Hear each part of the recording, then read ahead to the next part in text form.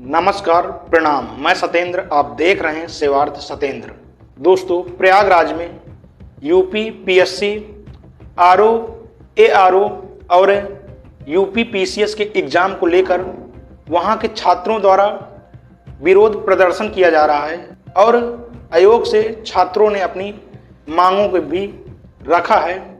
और इसी को लेकर दोस्तों अखिलेश यादव ने ट्वीट किया है और अपने ट्वीट में वो जो बातों को कहते हैं, जो बयान देते हैं, उस बयान को लेकर यूपी के जो डिप्टी सीएम हैं केशव प्रसाद मौर्य जी, वो भड़क जाते हैं और वो अखिलेश के बयान को लेकर ही ट्वीट कर देते हैं। डिप्टी सीएम शायद ये भूल रहे हैं कि आखिर सरकार तो उन्हीं की ही है। लेकिन दोस्तों, अखिलेश यादव ने क्या कहा है, पहले आप लोग उसको सुने। भाजपा युवा विरोधी है, भाजपा युवाओं पर लाठी चार्ज करवाती है, जो एक निंदनीय कृत्य है। भाजपा की सरकार में हमारी बेटियों की हालत आखिर क्या हो गई है।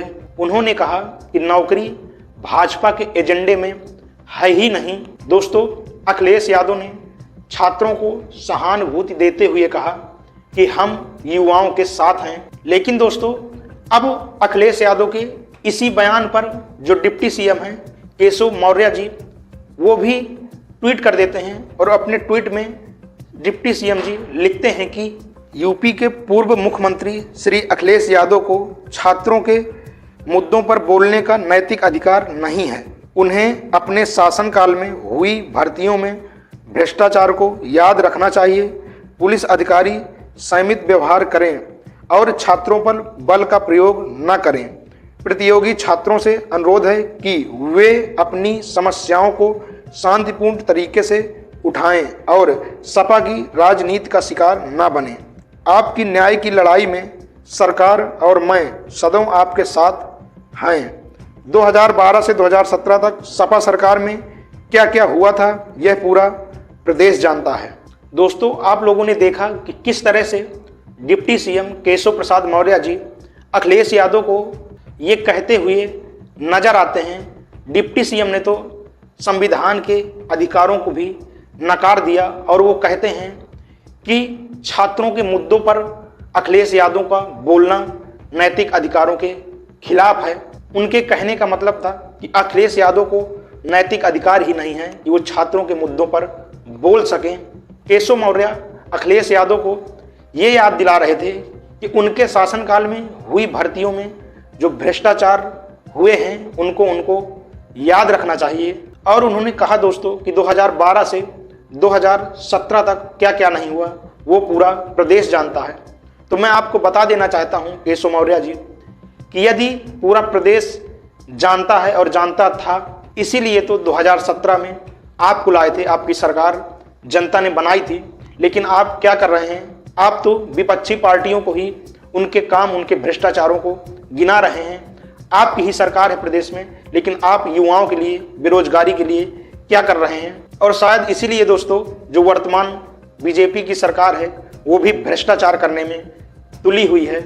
डिप्टी सीएम केशव मौर्य जी छात्रों को ये भी कहते हैं कि आप लोग अखिलेश यादव की सपा की राजनीति के चक्कर में न पड़ें।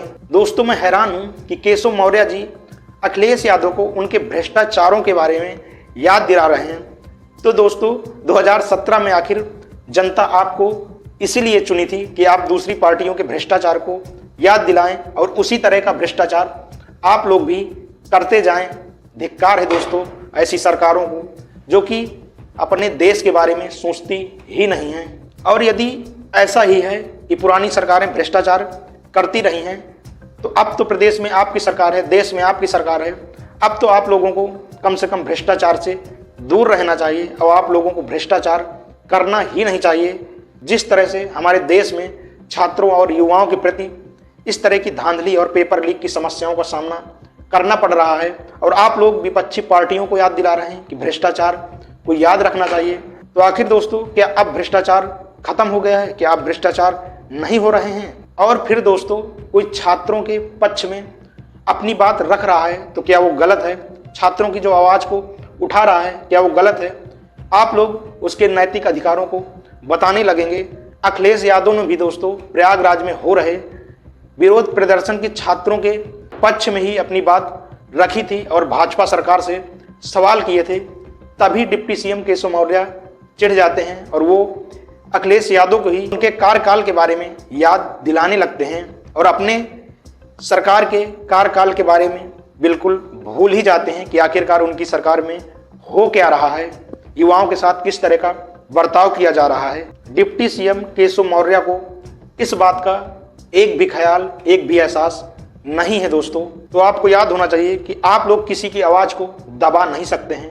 ये अधिकार हमें हमारा संविधान देता है कि हम लोग अपने हक और अधिकारों की लड़ाई एक जज्बे के साथ लड़ सकें दोस्तों, और हर लोगों को भी अपने हक और अधिकारों की लड़ाई लड़ना चाहिए।